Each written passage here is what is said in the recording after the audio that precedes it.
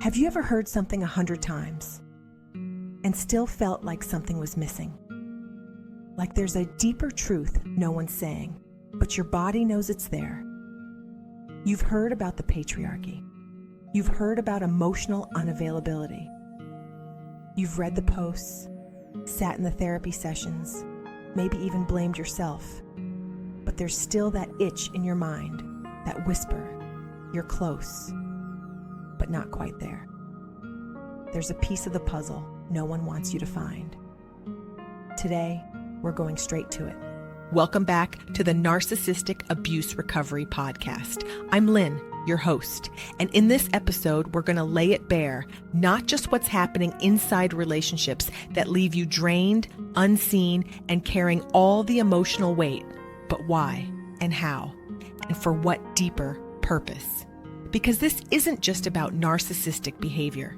It's about the architecture that quietly trains women to hold the emotional center for everyone else, and then punishes them when they crumble under the weight of it. So let's step back, let's rewind, let's ask what the system doesn't want us asking. And before we dive in, here's what's new. Episode 89, The Silent Brotherhood, What Women Don't Know About Male Loyalty and Why It Matters. It's a tight 20-minute deep dive into the hidden code of male respect and why women are often second in line. You can own the full 20-minute version at waketheelephant.gumroad.com. The link's in the description. Second, master manipulators. Discover the covert tactics. Narcissists devise to manipulate, deceive, and control. My second book is now available on Audible. If you've ever felt like you were walking on eggshells, being emotionally hijacked, or manipulated in ways you couldn't explain, this book breaks it all down. You'll learn the 33 covert narcissistic tactics used to dominate, deceive, and dismantle your sense of self, plus insights into the cycle of abuse, grief after narcissistic relationships, and why no contact is only the beginning of healing. It's empowerment, it's education. It's important to learn the tactics they use to tear you down so you can make the best decision for yourself. We're rolling out more paid downloads and special edition episodes soon.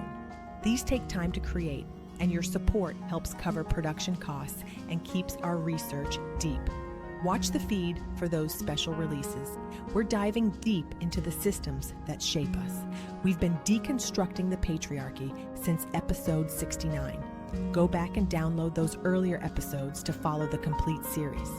Some of what we'll discuss today might sting, but that usually means we're close to the truth. You thought he was just bad at communication, just emotionally stunted. Maybe he'd grow into it, but what if he wasn't broken? What if he was built this way? Patriarchy doesn't always show up as loud abuse or dominance. Sometimes it shows up as calm tones and agreeable smiles, but underneath, there's defensiveness and control. It shows up as silence that waits for you to figure out what's wrong, then blames you for not knowing. It shows up as men who call themselves good guys, but somehow you still feel alone when it really matters. Because the system didn't just fail women, it trained women. It taught men to outsource their emotional needs, and it taught women to be the warehouse. This isn't about one relationship gone wrong. This is about centuries of conditioning, passed down in stories, roles, movies, religions, dynamics that were never ours, but we still ended up living inside them. Here's where the shock lands. What if the emotional labor you've been doing wasn't just expected? What if it was engineered? What if the purpose of training women to tend, soothe, anticipate, translate was never about harmony? It was about control. Because emotional labor is time-consuming. It's exhausting.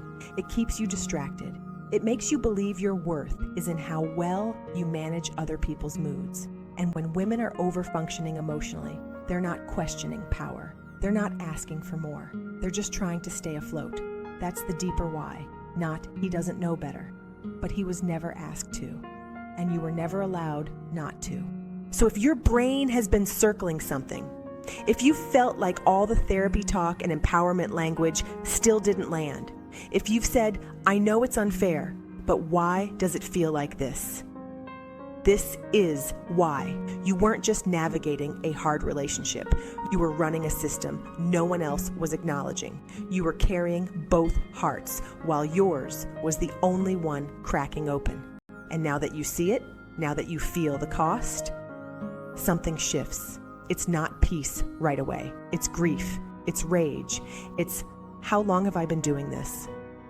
But that storm is the beginning of your clarity. And on the other side is you, unburdened, awake, and not holding it all anymore.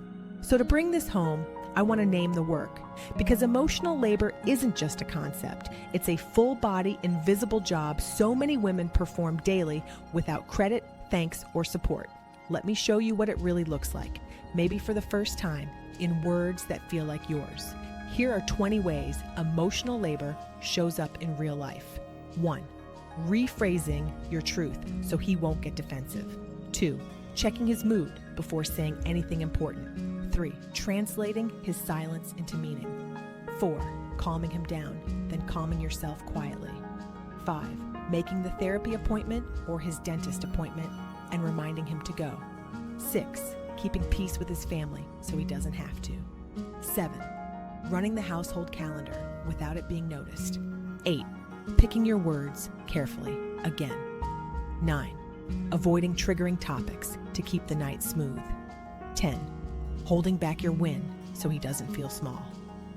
11th, refusing to confront an issue that has been steaming inside you for 6 months because it's never a good time to discuss it.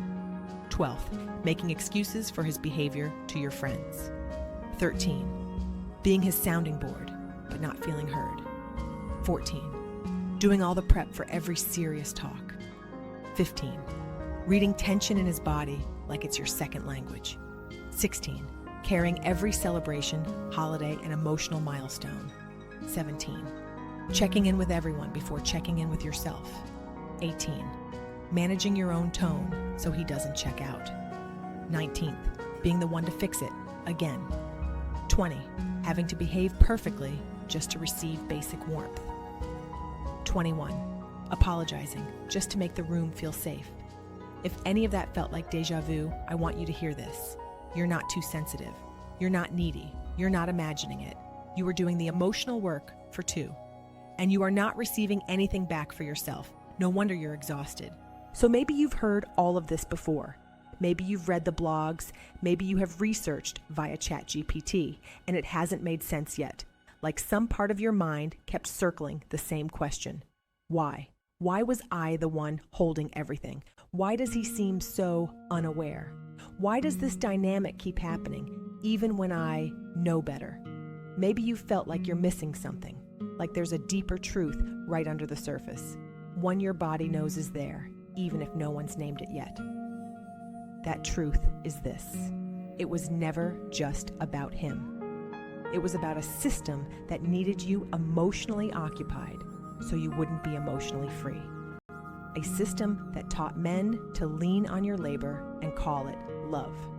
That taught you to calm the room before you found your voice, to sacrifice before asking, to decode before expressing. And the reason it's been hard to name. And then it was never time for you. Because it was designed to be invisible, designed to feel personal, designed to keep you busy wondering, is it me?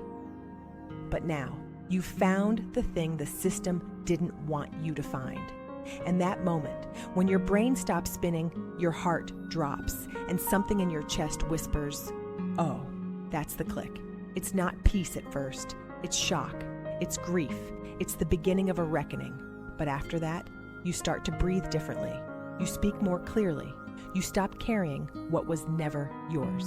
Not because you've become hard or cynical, but because you finally understand the cost. And now, you get to choose something different. Ladies, what is your unbalanced, unreciprocated emotional labor costing you? What has it cost you to give so much without getting it back? How long have you been investing in connection you're not allowed to receive? If this episode has made you think a bit and you have benefited from listening to this podcast, I want you to write a positive review on whichever platform you are listening on. Also, head to our show notes as I've added some links for additional reading. I'm Lynn, and this is the Narcissistic Abuse Recovery Podcast. Visit our website at movingforwardafterabuse.com, and I'll see you in the next episode.